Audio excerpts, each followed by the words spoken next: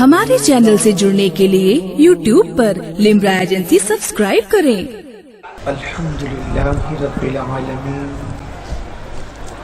والعاقبۃ للمتقین والصلاة والسلام علی سید الانبیاء والمرسلین وعلى آلہ واصحابہ الطیبین الطاہرین، اما بعد فاعوذ باللہ من الشیطان الرجیم، بسم اللہ الرحمن الرحیم۔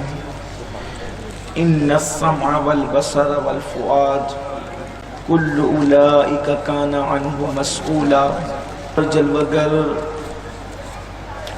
حضور اشرف الصوفیاء حضرت علامہ سید اشرف میاں صاحب قبلہ مقدس اللہ العالی، جملہ ذوی الاحترام علماء کرام، سادات اعظام، شورائے کرام، حاضرین محفل، عزت ماں، پردہ نشین، ماؤں اور بہنوں، السلام علیکم ورحمۃ اللہ وبرکاتہ۔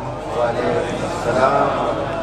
انتہائی عقیدت و محبت کے ساتھ اپنے اور ساری کائنات کے مرکز عقیدت، انیس بے کساں، چارہ ساز درد منداں، ہم غریبوں کے غمگسار، ہم فقیروں کے ثروت، مصطفیٰ جان رحمت، شمع بزم ہدایت، شہر یار ارم، تاجدار حرم، نوبہار شفاعت، شب اسرا کے دولہا، نوشے بزم جنت، دانائے سبل، مولائے کل، ختم الرسل، خسرو خوباں، سیاح لامکاں، وجہ کن فکاں، در اللہ المکنون، سر اللہ المخزون، عالم ما کانا وما یکون، آب و گل انبیاء، جان و دل اصفیاء، مطلع ہر سعادت، مقطع ہر سیادت، حضور احمد مجتبی محمد مصطفیٰ، ارواحنا فدا صلی اللہ تعالی علیہ وسلم کی بارگاہ بے کس پناہ میں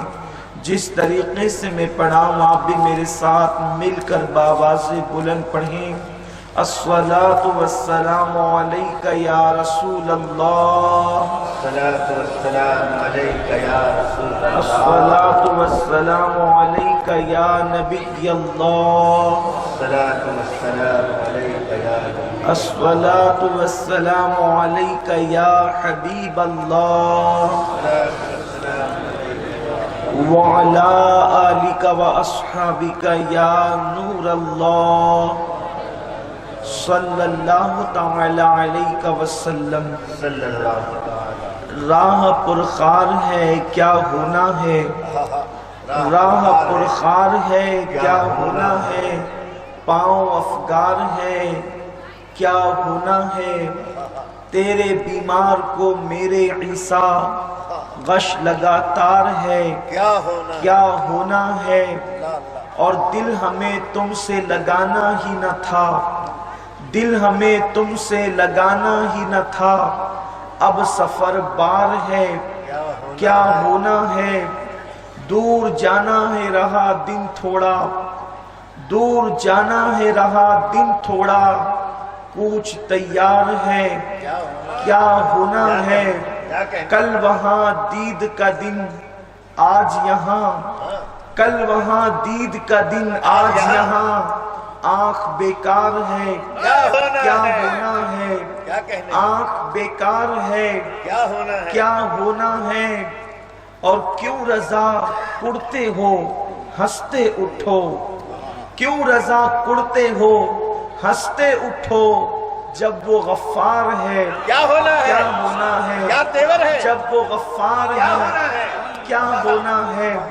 میرے پیارے آقا صلی اللہ تعالی علیہ وسلم کے پیارے دیوانوں، آیہ کریمہ کے جس حصے کی تلاوت کا میں نے شرف حاصل کیا ہے، میرا اللہ مجھے اس کے متعلق حق کہنے اور آپ تمامی حضرات کو حق سن کر اس پر عمل کرنے اور اسے عام کرنے کی توفیق عطا فرمائے۔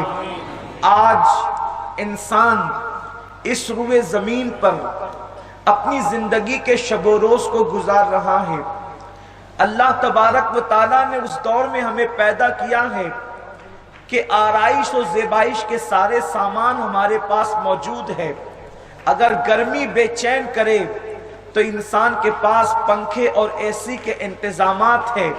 انسان کے پاس سوتی اور کاٹن کے لباس موجود ہے. انسان کے پاس اچھی سے اچھی سواریاں موجود ہے. اگر انسان ٹینشن کی وجہ سے بے چین اور بے قرار ہو جائے تو خوبصورت پکنک پوائنٹ بھی موجود ہے. بلکہ انسان اب تو اتنی ترقی کر رہا ہے کہ لوگ دعویٰ کرتے ہیں کہ زمین کے پکنک پوائنٹ سے لوگ اکتا چکے ہیں. ہم مریخ پر پکنک پوائنٹ بنانے کی تیاری کر رہے ہیں. تو انسان کھانے کے اعتبار سے، پینے کے اعتبار سے، سونے کے اعتبار سے، سواریوں کے اعتبار سے، لباس کے اعتبار سے، تجارت کے اعتبار سے انسان بہت آرام اور آرائش کے دور میں پیدا کیا گیا ہے. اس لیے کہ کل اگر کسی کو تجارت کرنی ہو، ایک شہر سے دوسرے شہر جانے کی صعوبتیں وہ برداشت کرتا تھا، ایک ملک سے دوسرے ملک جانے کی تکلیفیں اٹھاتا تھا. آج انٹرنیٹ کے دور نے دنیا کو اتنا سمیٹ دیا ہے کہ دنیا گلوبل ویلیج کی شکل اختیار کر گئی ہے. ایک چھوٹا سا دیہات بن گئی ہے دنیا. انسان نے دنیا کو مٹھی میں کر لیا ہے. انٹرنیٹ پر بیٹھ کر انسان کئی ممالک کے اندر کاروبار کر سکتا ہے، بہت آسانی کے ساتھ دولت کما سکتا ہے. میرے پیارے آقا صلی اللہ علیہ وسلم کے پیارے دیوانوں، مگر دنیا کی رنگریلیوں میں، دنیا کی محبت میں، دنیا کی الفت میں انسان اس قدر ڈوب چکا ہے کہ انسان اللہ تبارک و تعالیٰ کی بارگاہ میں پلٹنے کا تصور اپنے ذہن و دماغ سے نکال چکا ہے.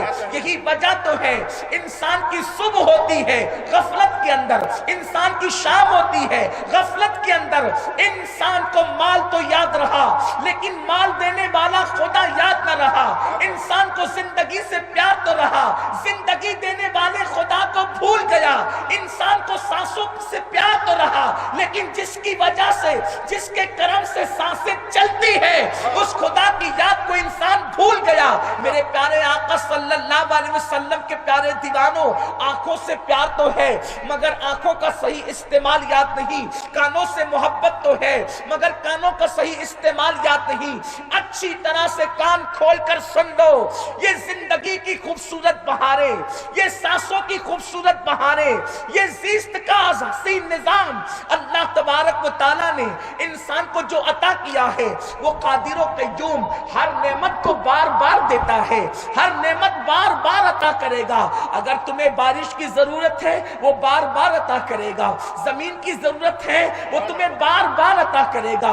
سانسوں کی ضرورت ہے دنیا میں بار بار عطا کرے گا. اولاد کی ضرورت ہے بار بار ملے گی. روزی کی ضرورت ہے بار بار ملے گی. مگر اس جواد و کریم نے یہ اعلان کر دیا کہ دنیا کی زندگی بار بار کسی کو نہیں ملے گی بلکہ دنیا کی زندگی ایک مرتبہ ملے گی. ایک مرتبہ دنیا میں آنے والے. تو دنیا کے اندر جو آیا ہے اس سے پہلے تم کبھی دنیا میں نہیں آئے تھے، اس کے بعد تم دنیا میں کبھی نہیں آؤ گے.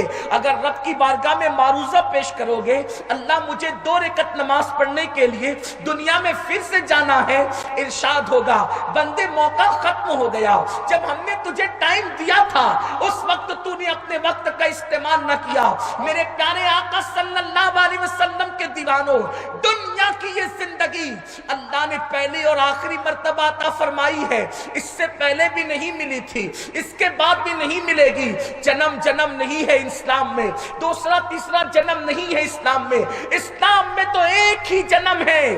کوئی بڑے سے بڑا انسان دنیا سے جانے کے بعد پھر کبھی دنیا کی زندگی میں واپس نہیں آیا اور نہ واپس آ سکتا ہے. سن لو، اپنی 70 سالہ زندگی پہ اترانے والوں، 90 سالہ زندگی پہ پھولے نہ سمانے والوں، اپنی زندگی پہ غرور کر کے خدا کی نافرمانیاں کرنے والوں، صوفیہ فرماتے ہیں انسان کی زندگی کتنی تھوڑی ہے. کہتے ہیں کہ جب کسی مسلمان کے گھر میں بچہ پیدا ہوتا ہے تو اس کے کان میں اذان اور اقامت کہی جاتی ہے، اور جب وہ مر جاتا ہے تو اس کی اذان اور اقامت کیے بغیر نماز جنازہ پڑھائی جاتی ہے. اگرچہ فقہی مسئلے کے اعتبار سے اس اذان کا اس جماعت سے کوئی تعلق تو نہیں ہے، لیکن صوفی صوفیہ اس فلسفے کو یوں سمجھاتے ہوئے نظر آتے ہیں، پیدا ہونے والے بچے سے گویا کہ اشارتاً کہا جا رہا ہے، اے دنیا میں آنے والے، چاہے تو 30 سال جیے، چاہے تو 50 سال جیے، چاہے تو 100 سال جیے، سن لے، تیری اذان بھی ہو چکی ہے، تیری اقامت بھی ہو چکی ہے، اب جماعت کھڑی ہونے والی ہے۔ اقامت اور جماعت کے درمیان جتنا فاصلہ ہوتا ہے، جتنا وقت ہوتا ہے، بس یہی تیری کل زندگی ہے، چاہے وہ 70 سال ہو، چاہے وہ 90 سال ہو، چاہے وہ 100 سال ہو، اب اتنی مختصر سی زندگی میں جو اقامت اور جماعت کے درمیان ہو، میری قوم کے جوانوں مجھے بتاؤ، جب اقامت ہو جاتی ہے تو اقامت کے بعد اللہ اکبر کہہ کر نماز شروع ہونے میں کتنا وقت لگتا ہے؟ چند سیکنڈ بھی نہیں لگتے۔ تو گویا کہ صوفیہ فرما رہے ہیں کہ اتنی تمہاری زندگی ہے، اتنی زندگی میں کرنا کیا ہے؟ تو قرآن کہتا ہے الذی خلق الموت والحیات لیبلوکم ایکم احسن عملا، ہم نے زندگی اور موت کو پیدا کر کے تمہارا امتحان لیا ہے کہ کون تھوڑی سی زندگی کو پا کر اچھا عمل کرتا ہے۔ مختصر سی زندگی عیاشیوں کے اڈوں کے لیے نہیں، مختصر سی زندگی شراب کے اڈوں کے لیے نہیں، مختصر سی زندگی زنا کے اڈوں کے لیے نہیں، مختصر سی زندگی ماں باپ پہ ظلم کے لیے نہیں، مختصر سی زندگی کسی پر زیادتی کے لیے نہیں، مختصر سی زندگی بیویوں پہ ظلم کرنے کے لیے نہیں، مختصر سی زندگی آوارگی کے لیے نہیں، مختصر سی زندگی تباہی و بربادی کے لیے نہیں، مختصر سی زندگی اس لیے دی گئی ہے تاکہ تم میں اچھا عمل کون کرتا ہے؟ کون اچھا عمل کرتا؟ سن لو، اگر اس دنیا کے اندر اپنی طبیعت سے زندگی گزارو گے تو اللہ تبارک و تعالیٰ تمہیں چھوڑ نہیں دے گا۔ میرا کریم فرماتا ہے اَيَحْسَبُ الْإِنسَانُ أَن يُتْرَكَ سُدًى، کیا انسان یہ تصور کرتا ہے اللہ اس کو یوں ہی چھوڑ دے گا، بغیر حساب لیے چھوڑ دے گا؟ نہیں نہیں، بلکہ میرا کریم تم سے تمہارے اعمال کا حساب لے گا۔ ایک مقام پر فرماتا ہے فَمَن يَعْمَلْ مِثْقَالَ ذَرَّةٍ خَيْرًا يَرَهُ وَمَن يَعْمَلْ مِثْقَالَ ذَرَّةٍ شَرًّا يَرَهُ، اگر ایک ذرے کے برابر تم نے نیکی کی ہوگی اللہ تمہیں وہ بھی دکھا دے گا، ایک ذرے کے برابر برائی کی ہوگی اللہ تمہیں وہ بھی دکھا دے گا۔ اللہ انسان سے اس کی زندگی کے متعلق سوال کرے گا۔ پہلی بات کیا کیا پوچھے گا یہ بہت تفصیل ہے، لیکن جس آیے کریمہ کی میں نے تلاوت کی ہے اس میں اللہ تبارک و تعالی نے 3 سوالات کا تذکرہ کیا ہے، 3 باتوں کے متعلق پوچھنے کا ذکر کیا ہے۔ اللہ تو بہت کچھ پوچھے گا، اور بات سنیں، اگر اللہ انسان کے گناہ کے بارے میں اس سے نہ پوچھے، اس کی نیکیوں کے بارے میں بھی اس سے پوچھ لے تو کسی میں ہمت نہیں ہے کہ وہ اپنی نیکی کے بارے میں بھی جواب دے سکے۔ یہ خاص خیال رکھیں آپ، یہ جو آپ اپنی محفلوں میں بہت بے باک ہے نا کہ اللہ ہم سے کیا پوچھے گا اور ہم جواب دے دیں گے، اگر وہ تمہاری نیکی کے بارے میں تم سے پوچھ لے تو بھی تم اس کو جواب نہیں دے سکتے۔ جب نیکی کے بارے میں جواب نہیں دے سکتے تو گناہوں کے بارے میں کیسے جواب دے سکتے؟ اس کا سوال کر لینا ہی انسان کے لیے بہت بڑی آزمائش ہے۔ تھوڑی آواز کھلوا، اس کا سوال کر لینا ہی۔ دیکھیں آپ کہیں گے کہ نیکی کے بارے میں اللہ پوچھے گا تو ہم کیسے جواب نہیں دے سکیں گے؟ تھوڑا سا غور کریں۔ ایک بزرگ نے جو کپڑا بننے کا بہت بڑا فن جانتے تھے، انہوں نے کپڑا بنا اور بننے کے بعد جب کپڑا تیار ہو گیا تو کپڑے کو چیک کیا، اور چیک کرنے کے بعد جب بہت مطمئن ہو گئے تو مطمئن ہونے کے بعد ایک بہت بڑے بیوپاری کے پاس وہ کپڑا لے کر تشریف لے گئے، اور جب کپڑا لے کر کے گئے تو بیوپاری نے کپڑا دیکھا اور ان کا چہرہ دیکھ کر کہا بابا اس کی قیمت کیا ہوگی؟ فرمایا خریدنا تمہیں ہے اس لیے تم اس کی قیمت لگاؤ۔ تو اس نے کہا اس میں یہ عیب ہے، اس میں یہ عیب ہے، اس میں یہ عیب ہے، اس میں یہ عیب ہے، اس نے کئی عیب گنا کر کے کہے، اس لیے اس کی قیمت زیادہ نہیں لگ سکتی، اس کی قیمت تو اتنی ہوگی۔ بزرگ کی آنکھوں میں، ان کی مسکا پر، ان کی پلکوں پر آنسوؤں کے ستارے جھلملانے لگے اور چہرے کے بوسے لینے لگے۔ جب رخسار پر اللہ اکبر آنسو گرے تو اس تاجر نے دیکھ کر کہا، بابا آپ مایوس نہ ہو، رونے کی ضرورت نہیں، اگر قیمت کم سن کر کے آپ رو رہے ہیں تو میں قیمت بڑھا دیتا ہوں، لیکن چہرے پر آنسو لانے کی ضرورت نہیں، آنکھ میں آنسو لانے کی ضرورت نہیں۔ بزرگ نے فرمایا، او تاجر میں اس پر نہیں روتا کہ اس کی قیمت کم ہو گئی، مجھے تو کچھ اور یاد آ رہا ہے۔ ارے میں کپڑا بننے میں ماہر تھا تو میرے کپڑے میں مجھ سے زیادہ ماہر نے اتنے عیب نکال لیے، میں تو عبادت کرنے میں ماہر نہیں ہوں۔ جب بنکر ہوں اور کپڑا بننے میں مہارت رکھتا ہوں تو مجھ سے بڑا بنکر اس میں اتنے عیب نکالتا ہے، میں تو عبادت میں ماہر نہیں۔ میرا مولا جب میرے مولا کے دربار میں میری عبادت پیش کی جائے گی وہ کتنے عیب نکالے گا، اسی سے میں ڈر رہا ہوں۔ میرے پیارے آقا علیہ السلام کے پیارے دیوانوں، مجھے بتاؤ آج تم اپنے گناہوں سے نہیں ڈرتے؟ ہمارے اسلاف نیکیاں کر کے اللہ سے اس لیے ڈرتے تھے۔ نیکی کے بارے میں پوچھ لے گا تو جواب کیا دے؟ گنہگاروں سے پوچھے گا، گنہگاروں سے پوچھے گا تم نے گناہ کیوں کیا؟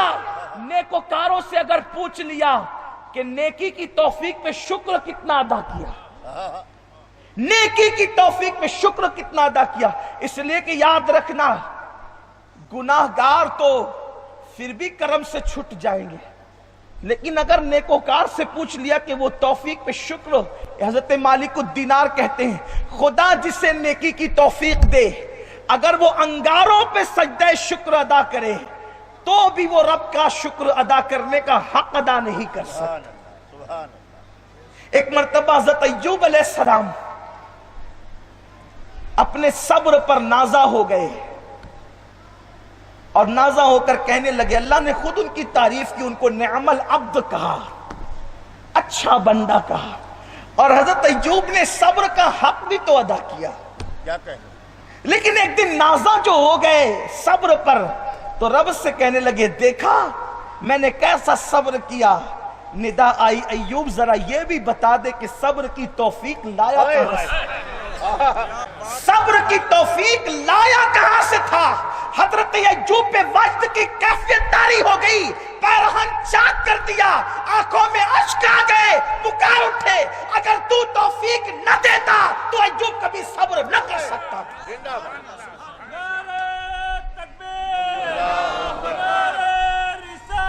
یا رسول اللہ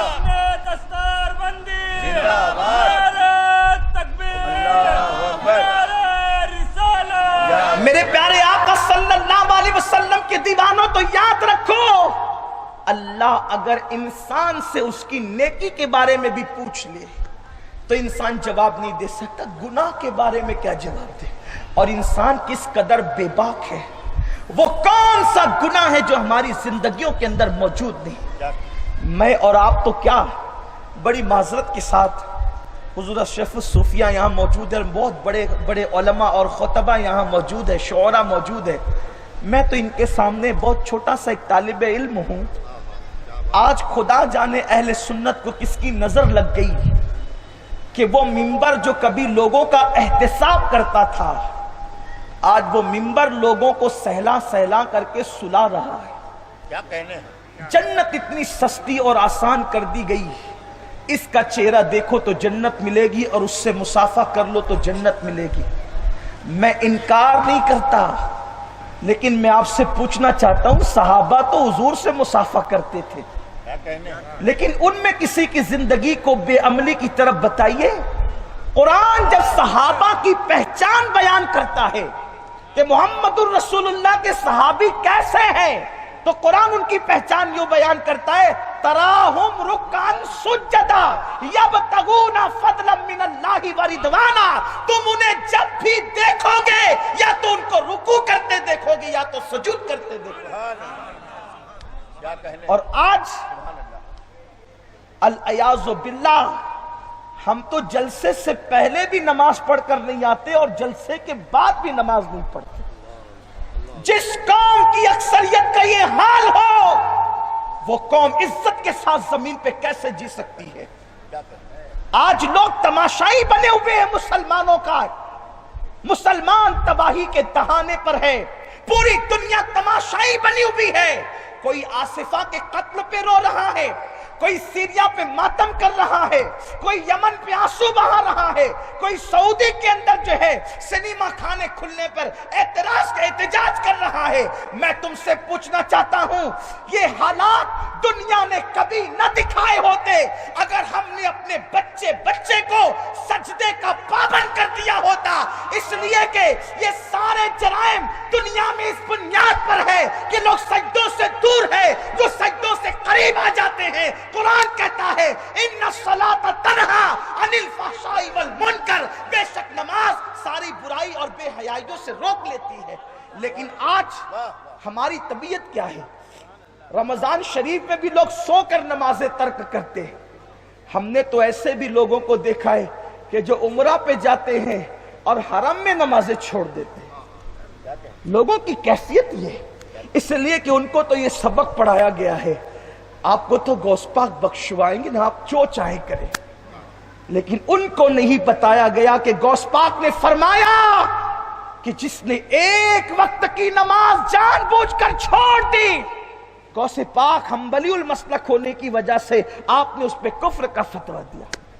امام اہل سنت اعلی حضرت جن کا نام ہمارے سینوں کو چوڑا کر دیتا ہے، وہ اعلی حضرت جو 108 علوم و فنون میں ماہر تھے، وہ امام احمد رضا جس کا قلم نعتوں پر چلا تو ہدایت بخشش ترتیب پا گئی، وہ امام اہل سنت جس کا قلم فتوے کی زمین پر چلا، العطایہ نبویہ فی الفتاوی رضویہ لوگوں کے سامنے جلوگر ہو گئی. میرے پیارے آقا صلی اللہ علیہ وسلم کے پیارے دیوانوں، لیکن میں تم سے پوچھنا چاہتا ہوں، اسی فتاوی رضویہ شریف میں امام اہل سنت نے مذہب نقل کرتے ہوئے فرمایا کہ 110 سے زیادہ صحابہ کا فتویٰ ہے کہ جس نے ایک وقت کی نماز جان بوجھ کے ترک کر دی وہ کافر ہو گیا. ہم اس پہ کب توجہ کریں گے؟ اگرچہ ہم حنفی بے نمازی کو کافر نہیں کہتے، لیکن امام اعظم بھی وہیں تک پہنچاتے، فرماتے جو نماز میں کوتاہی کرے مجھے ڈر لگتا ہے کہ اس کا خاتمہ کفر پر ہوگا. اور ایک مقام پر تو امام اہل سنت نے یہاں تک لکھا جو لوگ رکوع سنت کے مطابق نہیں کرتے مجھے ڈر لگتا ہے کہ وہ مریں گے تو کہیں کافر ہو کر نہ مرے. نماز پڑھیں اور رکوع صحیح نہ کریں تو ان کے خاتمہ برا ہونے کا اندیشہ ہے. جو نماز سرے سے پڑھتے ہی نہیں ان کا انجام کیا ہوگا؟ قرآن کہتا ہے، بہرحال قرآن کہتا ہے ان السمع والبصر والفؤاد، ان السمع والبصر والفؤاد. اللہ فرماتا ہے ہم تم سے سوال کریں گے تمہارے سماعت کے بارے میں. کان سے کیا سنتے تھے ہم تم سے پوچھیں گے. اللہ فرماتے ہم پوچھیں گے. اللہ اگر نبیوں سے بھی پوچھے نا، پوزیشن کیا ہوتی ہے آپ اٹھا کر تفاسیر دیکھیں. اللہ ایک نبی سے سوال کرے گا قیامت کے دن، حساب لینے کے لیے نہیں بلکہ ایک الزام کو دور کرنے کے لیے. حضرت عیسیٰ علیہ السلام سے اللہ پوچھے گا اے عیسیٰ کیا تم نے اپنی قوم کو یہ تعلیم دی تھی کہ تمہارے بعد وہ تمہیں اور تمہاری ماں کو خدا بنا لے؟ آپ نے یہ کہا تھا اپنی قوم سے؟ حالانکہ اللہ نے قرآن میں بیان کر دیا ہے کہ حضرت عیسیٰ نے ایسا نہیں کہا تھا. حضور سے بھی کہلوا دیا کہ حضرت عیسیٰ نے ایسا نہیں کہا تھا. عیسیٰ تو توحید کی دعوت لے کر آئے تھے، شرک کی دعوت لے کر نہیں آئے تھے. لیکن قیامت کے دن عیسائیوں کے سامنے اللہ عیسیٰ علیہ السلام سے پوچھے گا، صرف اس الزام کو، عیسائیوں کے لگائے ہوئے الزام کو ختم کرنے کے لیے ایک نبی سے اللہ پوچھے گا عیسیٰ کیا تم نے اپنے ماننے والوں کو یہ کہا تھا کہ وہ تمہارے بعد تمہیں اور تمہاری ماں کو خدا بنا لے؟ مفسرین لکھتے ہیں جب یہ سوال اللہ عیسیٰ علیہ السلام سے کرے گا تو عیسیٰ علیہ السلام پر اللہ کا خوف اتنا طاری ہو جائے گا کہ حضرت عیسیٰ کے ایک ایک بال سے خون کی پھواریں اللہ کے خوف سے نکلنے لگے گی، ایک ایک بال سے خون کی پھواریں نکلنے لگے گی۔ حالانکہ اللہ بھی جانتا ہے، قرآن میں بھی اللہ نے بیان کر دیا، رسول پاک میں بھی بیان کر دیا، امت محمدیہ کو بھی پتا ہے کہ عیسیٰ علیہ السلام خدا کی دعوت دیتے تھے، لیکن خدا نے الزام کو دور کرنے کے لیے سوال کیا تو حضرت عیسیٰ علیہ السلام کے ایک ایک بال سے خون کی پھواریں نکلنے لگی۔ اللہ جب ہم سے پوچھے گا تم نے مسجد کے پڑوس میں رہ کر نمازیں کیوں ترک کی تھی، اللہ جب ہم سے پوچھے گا کہ تم نے زنا کے اڈوں کو آباد کیوں کیا تھا، اللہ جب ہم سے پوچھے گا تم رات کی تاریکیوں میں انٹرنیٹ پر موبائل ہاتھ میں لے کر کے زنا کے مناظر کیوں دیکھتے تھے، اپنے ہاتھ سے اپنے سرمایہ حیات کو ضائع کیوں کرتے تھے، عورتوں پہ بد نظری کیوں کرتے تھے، اس وقت ہمارے پاس جواب کیا ہوگا؟ اس قدر گندے اور گھنونے کاموں کا جواب ہم اللہ کی بارگاہ میں کیا دے سکیں گے؟ اگر کچھ لوگوں کو، کچھ لڑکوں کو حضور اشرف الصوفیہ کے پاس پکڑ کے لایا جائے اور کہا جائے ذرا ایک ہفتے میں اپنی راتیں کہاں گزاری، ذرا پیر صاحب کو بیان کرو، آپ سے پوچھتا ہوں ہمت ہے ایک ہفتہ پیر صاحب کے سامنے بیان کرنے کے لیے؟ نہیں، ارے جب اپنے پیر کے سامنے اپنا ایک ہفتہ نہیں بیان کر سکتا تو اللہ کے سامنے اپنی ساری زندگی کیسے بیان کرے گا؟ اور سن، میرا کریم کہتا ہے اقرا کتابک، تیرا نام اعمال تیرے ہاتھ میں دیا جائے گا اور اس وقت تجھ سے کہا جائے گا پڑھ۔ صحابہ کتنے محتاط تھے جنہیں حضور نے جنت کی بشارت دی تھی، ان کے نزدیک آخرت اور یوم حساب کس قدر پیش در ان کے نگاہوں کے سامنے رہتا تھا، ان کی نگاہوں کے سامنے رہتا تھا۔ سیدنا فاروق اعظم ایک مرتبہ آپ کے بغل میں پھنسی ہو گئی، صحابہ دیکھنے کے لیے پوچھا کہ کیا ہوا؟ کہتے ہیں ہاتھ کے نیچے پھنسی ہو گئی۔ صحابہ نے کہا مختصر کلام کرنا حسن ہے، اگر یہ کہہ دیتے کہ بغل کے نیچے پھنسی ہو گئی یا بغل میں پھنسی ہو گئی تو بات آسان ہوتی، آپ کہتے ہیں ہاتھ کے نیچے پھنسی ہو گئی، الفاظ تو بڑھ گئے نا۔ حضرت فاروق اعظم کہتے ہیں میرے نبی سے سنا ہے کہ جو کچھ تم کہتے ہو وہ لکھا جاتا ہے، میں ہاتھ کے نیچے اس لیے کہہ رہا ہوں کہ لفظ بغل کہنے میں شرم آتی ہے کیونکہ یہ لکھا جائے گا، اور جب لکھا جائے گا تو خدا کے سامنے پڑھنا بھی ہوگا۔ یہ لفظ بغل میں اللہ کے سامنے پڑھنے میں کتنی شرم اور حیا آئے گی۔ آپ مجھے بتائیں جو خدا کی بارگاہ میں بغل کہنے سے شرماتے ہو، اور آج مسلمان کتنی گندی گندی گالیاں اپنی بیوی بیٹی اور بچوں کو دیتے ہیں، کیا وہ یہ نہیں سمجھتے کہ خدا کے سامنے یہ بھی پڑھ کے سنانا ہے، رب کی بارگاہ میں یہ بھی پڑھ کے سنانا ہے؟ اپنی محفلوں کو غیبت سے گندا کرتے ہیں، اپنی زبان کو گندی گندی باتوں سے، کفریہ کلمات سے، گانوں کے کفریہ کلمات سے، فلمی ڈائلیکٹ کے کفریہ کلمات سے اپنی زبانوں کو گندا کرتے ہو۔ ذرا سوچو تو صحیح، اللہ کو جواب کیا دو گے؟ سنو جنہیں جنت کی بشارتیں ملی تھی ان کی کیفیت کیا تھی؟ صدیق اکبر میرے آقا کا وہ صحابی جس کی صحابیت قرآن سے ثابت ہے، اور ہمارا ایمان ہے جنت کا ہونا جتنا یقینی ہے صدیق اکبر کا جنتی ہونا اتنا ہی یقینی ہے۔ وہ صدیق اکبر ہے، افضل البشر بعد الانبیاء بالتحقیق سیدنا صدیق اکبر رضی اللہ تعالی۔ صبح کے وقت نماز فجر پڑھ کے گزر رہے ہیں، دیکھا کہ مدینہ منورہ کے ایک باغ میں چڑیا ایک ڈال سے اڑتی ہے دوسرے پہ، دوسرے سے تیسرے پر، اور چہچہا رہی ہے۔ غور سے دیکھا اور دیکھ کر رونے لگے اور کہتے ہیں اے چڑیو تم کتنی خوش نصیب ہو۔ یہ کہہ کر کے آنکھ میں آنسو آ گئے۔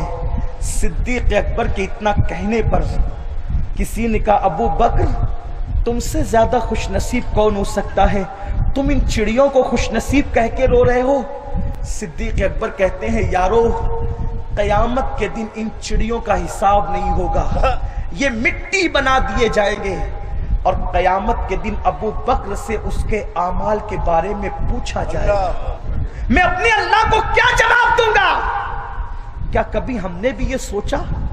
اگر ہم نے یہ سوچ لیا ہوتا تو ہم اپنے بیٹے کی شادی میں کبھی ڈی جے بجا کر کسی کو نچواتے نہیں۔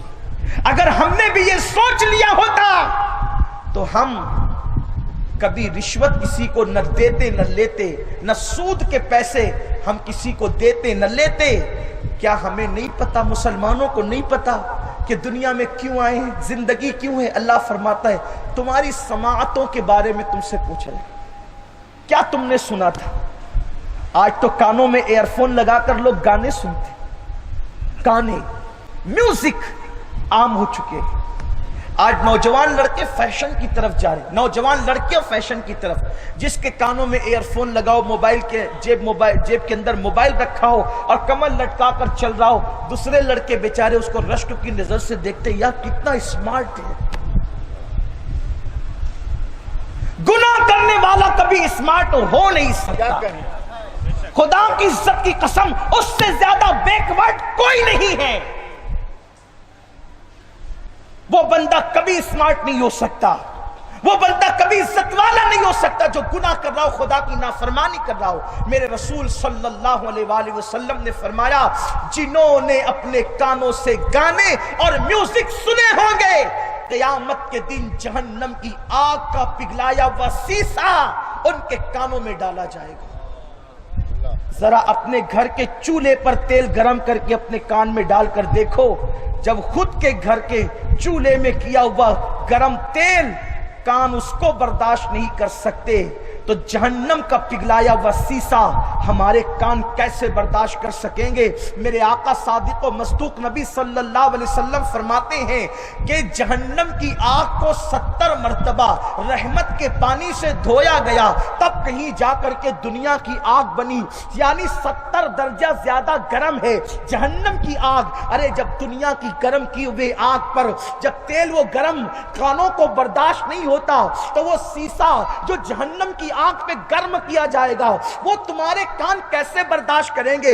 اے میری قوم کے جوانوں، عشق رسول کے دعوے داروں، کاروں میں بیٹھتے ہو، بور ہوتے ہوئے کہتے ہو یار کتنی بوریت ہو رہی ہے، جلدی سے گانا لگا تاکہ بوریت ختم ہو جائے۔ ٹرینوں میں بیٹھتے ہو، کانوں میں ایئر فون لگا کر گانے سنتے ہو، اللہ اللہ، گھروں کے اندر گانے، کاروں کے اندر گانے، پلین میں گانے، ٹرین میں گانے۔ میں تم سے پوچھنا چاہتا ہوں، کیا زندگی کا کوئی بھروسہ ہے؟ اللہ نہ کرے، ہزار بار نہ کرے، کانوں میں ایئر فون لگا ہو اور تم گانے سن رہے ہو، اسی حالت میں موت کا فرشتہ آ جائے اور تمہاری روح نکل جائے، تو اس حالت میں مرو گے گانے سنتے سنتے، اپنے اللہ کو جواب کیا دو گے؟ اور سنو سنو، میوزک اور گانے کا انجام کیا ہے؟ حضرت سیدنا عبداللہ ابن مسعود رضی اللہ تعالیٰ عنہ سے میرے آقا نے فرمایا، اے ابن مسعود، میری امت کے کچھ لوگ ہوں گے جب وہ مریں گے تو ان کے چہرے اچھے بھلے ہوں گے، اور جب وہ قیامت کے دن اٹھیں گے یا تو ان کے چہرے سور کی طرح ہو جائیں گے یا تو ان کے چہرے بندر کی طرح ہو جائیں گے۔ اللہ اکبر! مسلمان کو سور کے نام سے نفرت ہے، اللہ کرے نفرت رہے، لیکن میں تم سے پوچھنا چاہتا ہوں میری قوم کے جوانوں، کانوں میں ایئر فون لگا کر گانے سننے والوں، کاروں میں اتنا کر گانے سننے والوں، ذرا دل کے کانوں سے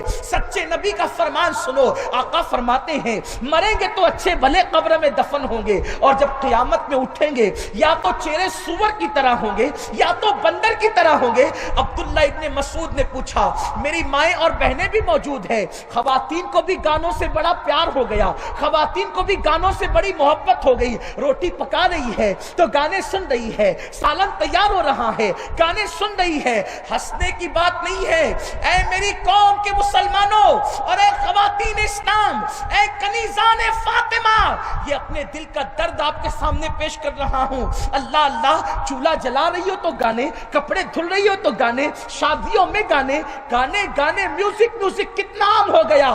آج کی عورتیں کہتی ہے میرا بیٹا نیک کیوں نہیں ہوتا، میرا بیٹا پرہیزگار کیوں نہیں ہوتا؟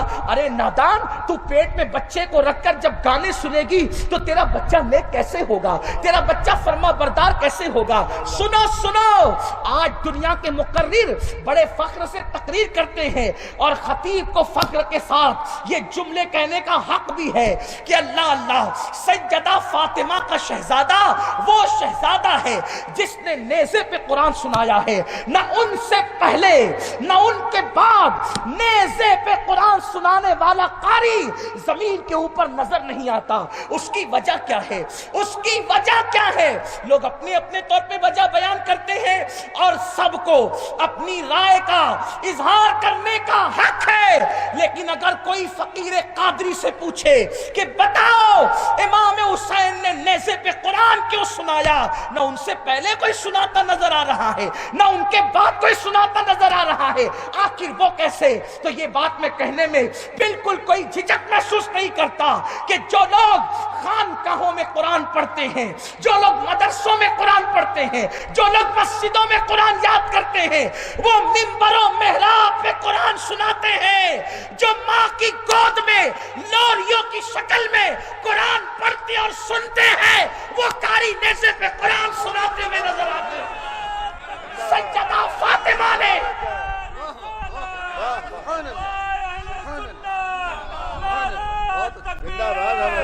سیدہ فاطمہ نے اشعار کی لوریاں دے کر اپنے بیٹوں کو کبھی نہیں سلایا۔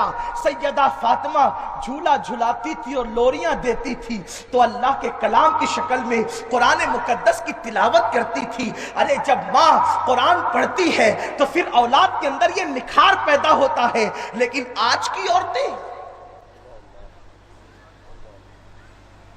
گھنٹوں غیبت کے لیے وقت ہے، اللہ کی نماز کے لیے وقت نہیں۔ اور بہانہ کیا؟ مولانا صاحب میرے بچے بہت پریشان کرتے ہیں، بچے والی ہوں اس نے نماز نہیں پڑھ پاتی۔ سیدہ فاطمہ کے بچے نہیں تھے؟ 6 بچوں کی ماں چھوٹی سی عمر میں ہو گئی تھی۔ 18 یا 19 سال کی عمر میں سیدہ فاطمہ 6 بچوں کی ماں ہو گئی، اتنی چھوٹی سی عمر میں۔ لیکن نماز تو اپنی جگہ فرائض، نفل نماز جب شروع کرتی تو ایک رات ایک سجدے میں پوری ایک رات گزار دیتی، ایک سجدے میں۔ اور جب رات گزر جاتی حسرت سے کہتی اللہ تو نے رات اتنی چھوٹی بنائی کہ تیرے محبوب کی بیٹی فاطمہ دل کھول کے سجدہ بھی نہ کر سکے، کبھی ایسی بھی تو رات دے کہ تیرے حبیب کی بیٹی دل کھول کے سجدہ کر سکے۔ آج کی بیٹیاں تو سیریل دیکھ رہی ہے، فلمیں دیکھ رہی ہے، داڑھی والا شوہر نہیں چاہیے اس لیے کہ وہ اس کو فلم تک نہیں لے جائے گا، ٹوپی پہننے والا شوہر نہیں چاہیے اس لیے کہ وہ اس کو سیریل دیکھتے ہوئے گوارا نہیں کرے گا، اس کو دیندار گھرانے کا شوہر نہیں چاہیے اس لیے کہ وہ اس کو پردے کا پابند بنائے گا۔ یہ فکر تم نے سیریل سے قبول کی ہے نا؟ زندگی نبی دے۔ ارے نادانو، جب تمہیں دنیا زندہ دفن کر کے تم سے زندگی کا حق چھین رہی تھی، وہ آمینہ کا لال تھا جو کہہ رہا تھا کہ جو بیٹی کا باپ بنے اور خوشی کرے وہ باپ اور میں جنت میں اتنے قریب ہوں گے جیسے یہ 2 انگلیاں قریب ہیں۔ نبی نے تمہاری عظمت دکھائی، نبی نے تمہاری عظمت بتائی، نبی نے تمہارا وقار بتایا۔ سرکار نے فرمایا جس نے بیٹی کا دل دکھایا اس نے مجھ محمد کا دل دکھایا۔ نبی نے تمہاری کتنی عظمت بتائی اور آج تم سیریل اور فلمیں دیکھ کر اپنے نبی کا دل دکھا رہی ہو، حضور کو تکلیف پہنچا رہی ہو۔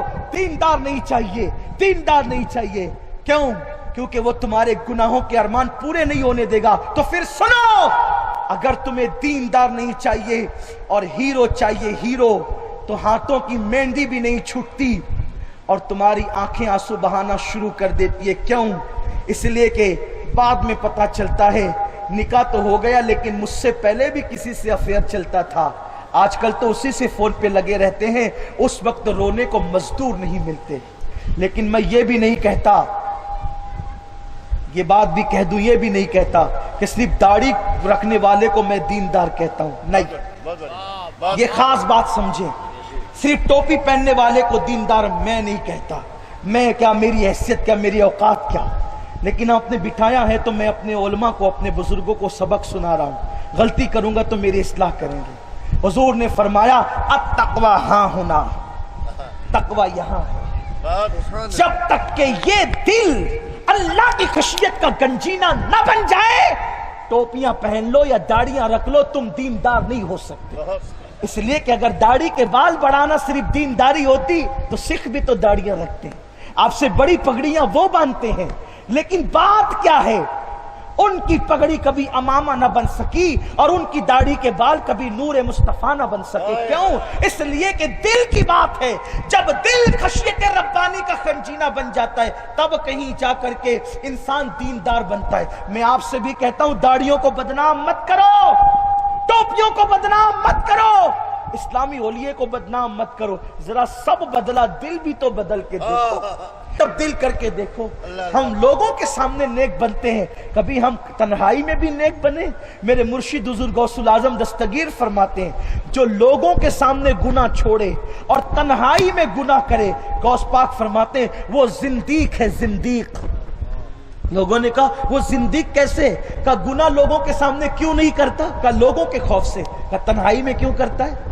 جو لوگوں کے خوف سے گناہ چھوڑے اور اللہ کے خوف سے گناہ نہ چھوڑے وہ زندیق نہیں ہے تو اور کیا ہے؟ ذرا تنہائی میں تو بھی آدمی، ہم اپنی تنہائی کو سب یاد کریں، محفلوں میں ہم ولی سے کم نظر نہیں آتے، اور تنہائیوں کے اندر شیطان کا ننگا ناچ ناچتے ہیں ہم۔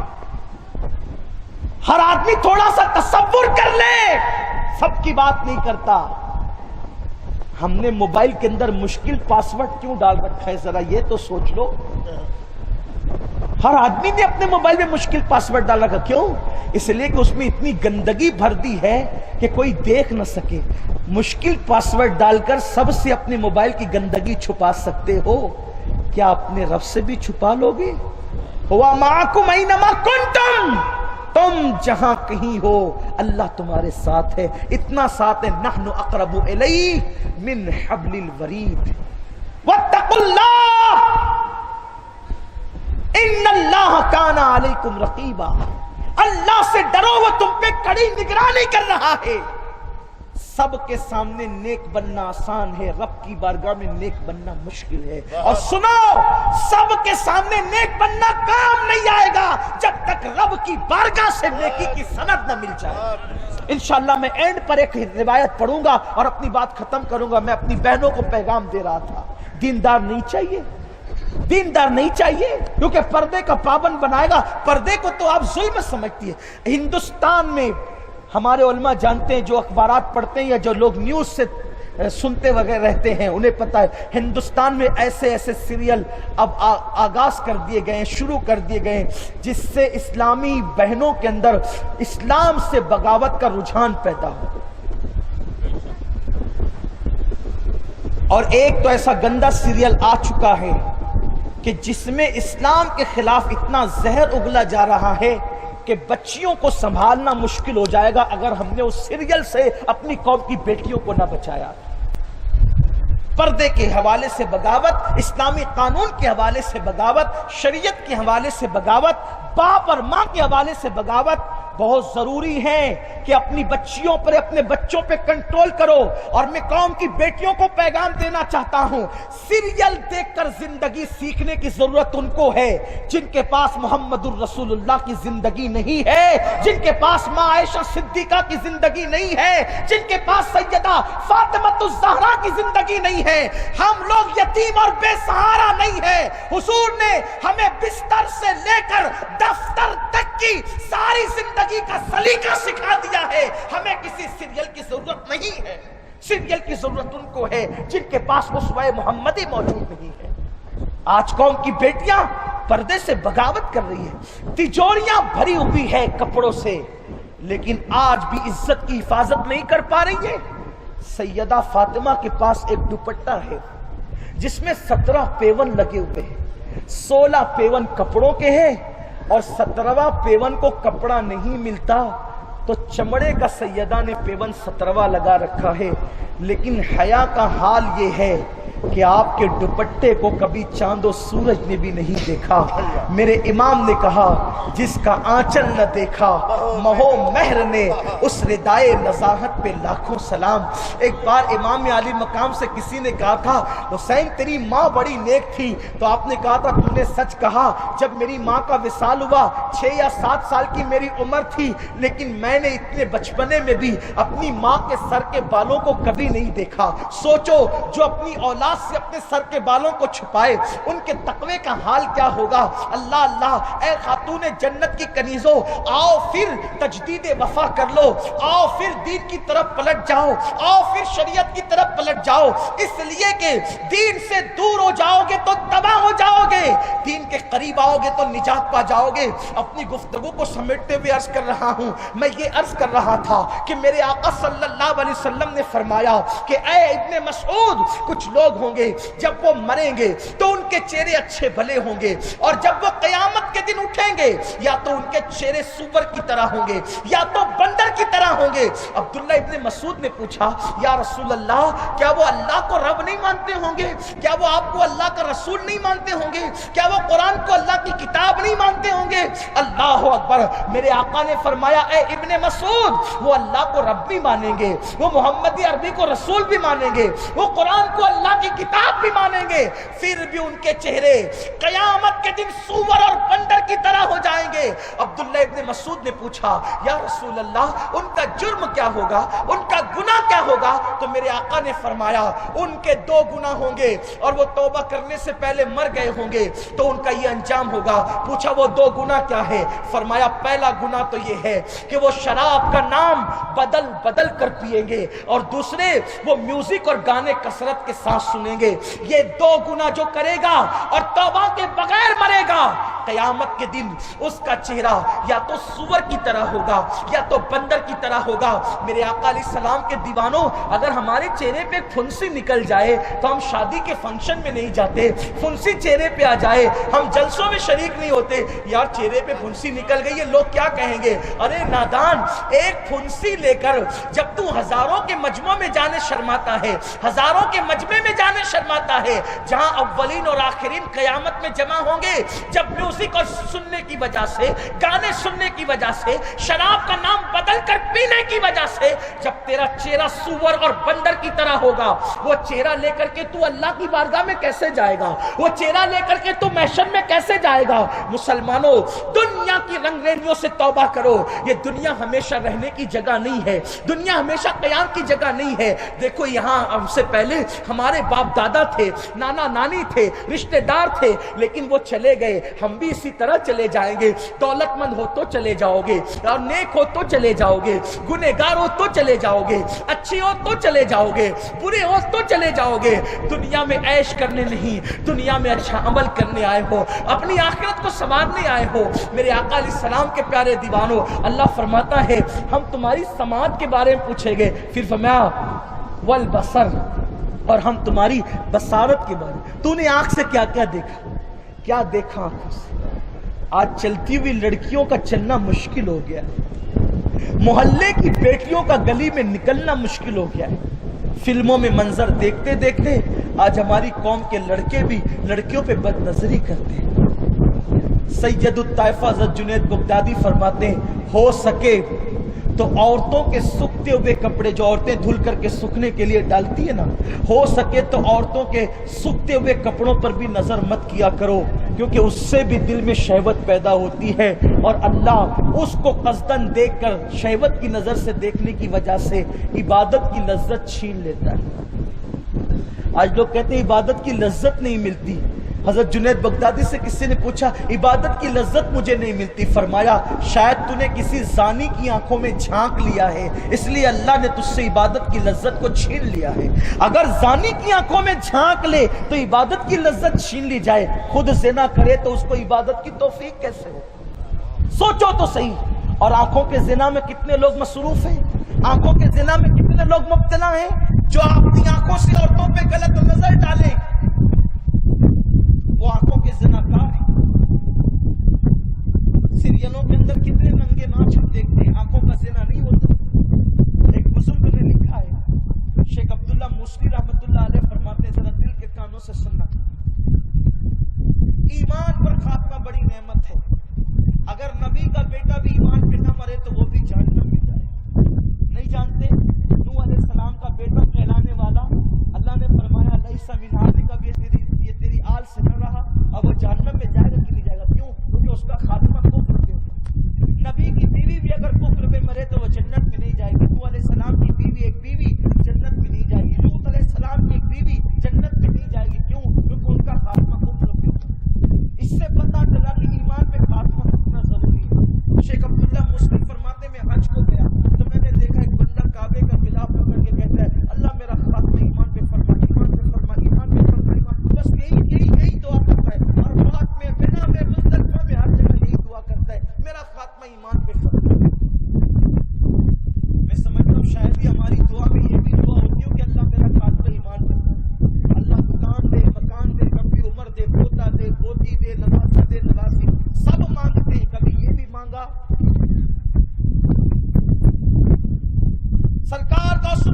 دستگیر فرماتے ہیں جو ایمان پہ خاتمے کی فکر نہیں کرتا مجھے ڈر لگتا ہے کہ کہیں اس کا خاتمہ کفر پر نہ ہو۔ ایمان پہ خاتمے کی فکر کرو۔ شیخ عبداللہ مسلی کہتے ہیں کہ ایک بندہ بس یہی دعا کر رہا تھا، میں نے اس کو پکڑ کے پوچھا ارے یہاں وہاں بہت کچھ مل سکتا ہے، ایک ہی دعا کیوں کرتا ہے؟ اس نے کہا حضرت اگر آپ اللہ کے اتنے برگزیدہ بندے نہ ہوتے تو میں کبھی یہ راز نہ بتاتا۔ میرے دو بھائی تھے، ایک 40 سال تک جس نے فی سبیل اللہ اذان پڑھی اور 40 سال تک اس کی تکبیر اولیٰ فوت نہیں ہوئی، دوسرے نے 30 سال تک اللہ کی عبادت کی، فی سبیل اللہ اذان پڑھی اور 30 سال تک کی اس کی تکبیر اولیٰ کبھی فوت نہ ہوئی۔ لیکن جب وہ مرنے لگے تو انہوں نے کہا ذرا قرآن لاؤ۔ ہم نے سوچا بڑے متقی کہلاتے ہیں، قرآن دے دو۔ قرآن دیا تو ان دونوں نے قرآن اٹھا کے معاذ اللہ استغفر اللہ العیاذ باللہ 100,000 بار استغفر اللہ قرآن اٹھا کر انہوں نے کہا اس میں جو کچھ لکھا ہے سب غلط ہے، اعلانیہ کفر کیا ہے، اعلانیہ، اور وہی جملہ ان کا آخری تھا، اسی پہ مر گئے۔ کہا اس کے بعد سے ڈر لگتا ہے جب اتنے متقی کفر پہ مر سکتے ہیں میری اوقات کیا ہے؟ شیخ عبداللہ مسلی نے کہا میرے یار کوئی تو وجہ ہوگی، میرا اللہ ظلم سے پاک ہے، کیوں وہ کفر پہ مرے کوئی تو وجہ ہوگی۔ اس تیسرے بھائی نے، جو ان کا تیسرا بھائی تھا، اس نے کہا کوئی وجہ تو سمجھ میں نہیں آتی سوائے ایک کے، وہ لوگ بہت نیک اور متقی تھے لیکن ایک کمزوری ان کی تھی، جب بھی کوئی عورت ان کے پاس سے گزرتی تھی تو وہ اس کو گھورتے تھے گندی نیت سے، اسی وجہ سے شاید وہ مرے تو کافر ہو کر مرے۔ اب جو عورت اس دور پہ گزرتی ہوگی آج سے 900 سال پہلے، تو برقعے میں پردے میں چادر اوڑھ کے گزرتی ہوگی، چادر اوڑھی ہوئی عورت کو بدنیتی سے دیکھنے والا جب 40 سال تک تکبیر اولیٰ فوت نہ کرے تو وہ مر رہا ہے تو کفر پر۔ جو ہیرو ہیروئن کو ننگا ناچتے ہوئے صرف فلموں میں دیکھ رہا ہے اس کے ایمان کا کیا ہوگا، اس کے خاتمے کا کیا ہوگا؟ سنیو خوف کرو، خوف کرو، اللہ سے ڈرو۔ بات ختم کرتے ہوئے عرض کروں حالات پہ قابو ہو سکتا ہے، کنٹرول ہو سکتا ہے، بس یہی کہ دیندار صرف داڑھی اور ٹوپی اور کرتے پاجامے والے سے دیندار نہ بنے، اپنے دلوں میں اللہ کا خوف اور خشیت اور تقویٰ پیدا کریں۔ اسی کے بعد ختم کرتا ہوں، سچے دیندار بنو، اندر سے دیندار بنو، خوف خدا دل کے اندر پیدا ہو۔ فاروق اعظم اپنے دور خلافت میں ایک دن سوچتے ہیں نیک تو لوگ بہت ہیں لیکن کوئی متقی بھی ہے؟ یہاں خاص بات، نیک تو لوگ بہت ہیں، کیا کوئی متقی بھی ہے؟ آپ کہیں گے نیک اور متقی میں فرق کیا ہے؟ نیک اس کو کہتے ہیں جو کثرت سے نیکیاں کرتے ہیں، لیکن متقی اس کو کہتے ہیں جو گناہ نہیں کرتا۔ اسلام میں نیکوں سے زیادہ متقیوں کی اہمیت ہے، کیونکہ جو نیکی کرے گا اور وہ گناہ بھی کر سکتا ہے، کمایا خرچ بھی کیا، لیکن جو گناہ چھوڑ دے گا وہ صرف نیکی کرے گا۔ تو متقی، اسی لیے اللہ نے جہاں جہاں اپنے ولیوں کی صفت بیان کی، نیک کہتا نہیں، متقی ان اولیاء اللہ کے ولی متقی ہوتے ہیں۔ پھر کہا الذین آمنوا وکانوا یتقون، جہاں جہاں ولیوں کا ذکر ہے اللہ تبارک و تعالیٰ نے وہاں تقوی کا ذکر کیا ہے، صرف نیکی کا ذکر نہیں ہے۔ یہ نیکی کرنے والا گناہ بھی کر سکتا ہے، جو گناہ چھوڑ دے گا وہ صرف نیکی ہی کرے گا، بلکہ گناہ چھوڑنا ہی سب سے بڑی نیکی ہے، گناہ چھوڑنا ہی سب سے بڑی نیکی ہے۔ ہم گناہ نہیں چھوڑ پا رہے کہ یہ تصویر کی بار پڑھو، یہ پڑھو، یہ پڑھو، یہ پڑھو، یہ پڑھو، اس سے رکو، اس سے رکو، اس سے رکو کی ضرورت ہے۔ حرام سے رک جاؤ گے تو حلال ہی کھاؤ گے، بے نمازی پن سے رک جاؤ گے تو نمازی ہی بنو گے، جھوٹ سے رک جاؤ گے تو سچ ہی بولو گے۔ اس لیے ضرورت ہے گناہوں سے رکنے کی۔ تو فاروق اعظم نے سوچا، اسی میں بات اختتام کو پہنچے گی وقت کا، کہ کیا میری اس دور خلافت کے اندر نیکوں کے ساتھ متقی بھی ہیں؟ کیونکہ دور رسالت سے اب ظاہری دور سے دور تھوڑا سا دور ہوتا جا رہا ہے۔ آپ نے کمبل پہنا، سر پہ جو ہے وہ دیہاتیوں کا طرح کپڑا باندھا، چہرہ چھپایا اور اپنی خستہ اونٹنی پہ بیٹھ کر کے مدینہ شریف کی گلیوں میں چلنے لگے۔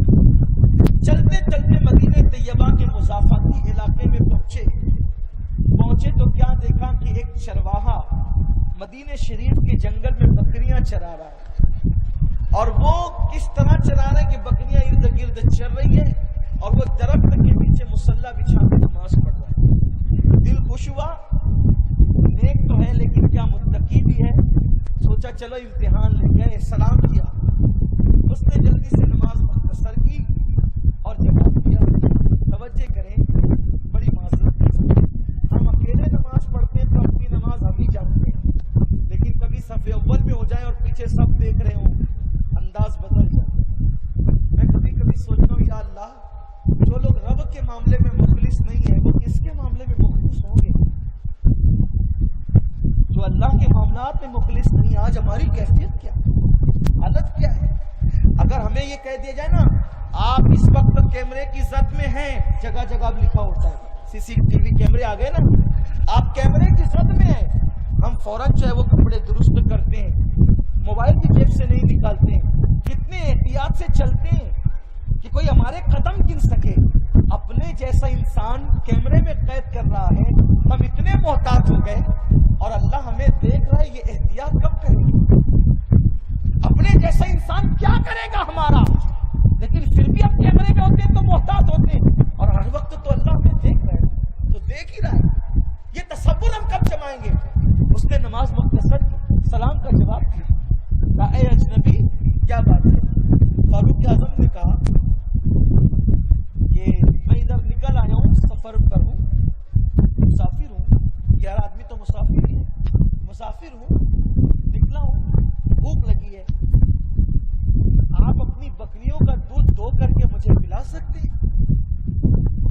اس نے کہا اے مسافر, تیری معلومات کے لیے بتا دوں کہ یہ بکریاں میری نہیں, اس لیے میں اپنے کسی بکری کا دودھ دھو کر تجھے نہیں پلا سکتا, کیونکہ اس کا مالک کوئی اور ہے اور مالک کی اجازت نہیں ہے, اس لیے دودھ نہیں دے سکتا. فاروق اعظم نے سوچا کہ چلو یہاں تک تو ٹھیک ہے, اب کوئی تھوڑا بڑا آفر دیتے ہیں. اچھا ٹھیک ہے, میں سمجھ گیا, اگر تو بکری کا دودھ دھوئے گا اور مجھے دے گا تو تیرا مالک پہچان لے گا کہ تو نے دودھ دھو کے پی لیا, تیرے لیے مشکل ہوگی. ایک کام کرو کہ بکری کا ایک بچہ مجھے بیچ دے,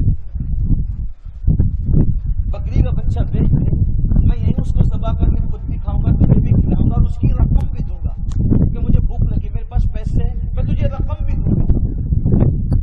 اس نے کہا کہ میں نے کہہ دیا کہ میں مالک نہیں ہوں تو میں بیچ کیسے سکتا ہوں؟ تو وہی تو میں تجھے بتا رہا ہوں کہ تو بکری کا بچہ بیچ دینا, میں بھی کھاؤں گا, تو بھی کھائے گا, تجھے پیسے مل جائیں گے, اور جب تم شام کو ان بکریوں کو لے کے لوٹے گا تو جا کر کے بکریوں کے مالک سے کہہ دینا کہ بکری کو بھیڑیا اٹھا لے گیا, جنگل میں یہ حادثات تو ہوتے ہی رہتے ہیں. اگر تو یہ کہہ دے گا کہ جنگل میں بکری کے بچے کو بھیڑیا اٹھا لے گیا تو تیرے مالک کو تو تجھ پہ یقین آئے گا, کیونکہ جنگل میں یہ تو ہوتا ہی رہتا ہے. اس طرح تو مالدار بھی بن جائے گا, میرا بھی کام ہو جائے گا, تیرا بھی کام ہو جائے گا, دے دے بکری کا بچہ مجھے. اللہ اکبر. اس جوان نے کہا اے مسافر, میں تو سلام سن کر کے تجھے مسلمان سمجھ رہا تھا, کیا تو مسلمان نہیں ہے؟ کیا تو مسلمان نہیں ہے؟ فاروق اعظم نے کہا کہ میں نے سلام کیا, میں مسلمان ہوں. کہا مجھے حیرت ہے کہ تو کیسا مسلمان ہے کہ تو مجھے امانت میں خیانت سکھا رہا ہے, جبکہ میرے نبی نے فرمایا کہ مومن امانت میں خیانت نہیں کر سکتا. اور جو تو یہ کہہ رہا ہے نا کہ یہ بکری کا بچہ مجھے بیچ دے, اور بیچنے کے بعد شام کو جا کر کے کہہ دینا کہ بھیڑیا کھا گیا, اس کا مالک تو نہیں دیکھ رہا ہے. ارے بکریوں کا مالک نہیں دیکھ رہا ہے, مگر میرا اور تیرا مالک تو مجھے دیکھ رہا ہے. میں جھوٹ بول کے اس کو مطمئن کر سکتا ہوں, لیکن جھوٹ بول کے کیا میں قیامت کے دن اللہ تبارک و تعالیٰ کی بارگاہ میں بھی جو ہے وہ جواب دے سکتا ہوں؟ ہرگز نہیں. سیدنا فاروق اعظم نے اس بندے کا یہ تقویٰ دیکھا, اس کو سینے سے لگا کر کے فرمایا تو جیسے جوان جب تک روئے زمین پہ زندہ رہیں گے امت مسلمہ کو کبھی سوال نہیں آ سکتا. میرے پیارے آقا علیہ السلام کے پیارے دیوانوں, آج امت مسلمہ زوال پذیر اس لیے ہے, ہم تو چونی پر بھی ایمان کا سودا کرنے کے لیے تیار ہیں, ہم تو گانوں کی تحریر پہ بھی ایمان کا سودا کرنے کے لیے تیار ہیں, ہم تو فلموں کی تحریر پہ بھی ایمان کا سودا کرنے کے لیے تیار ہیں. مسلمانوں اپنے اعمال کا احتساب کرو خدا کے لیے, یہ تصور دل و دماغ میں پیدا کرو. تمہیں اللہ کی بارگاہ میں جواب دینا ہے, اور رب کی بارگاہ سے سوال ہوگا, وہاں کسی چیز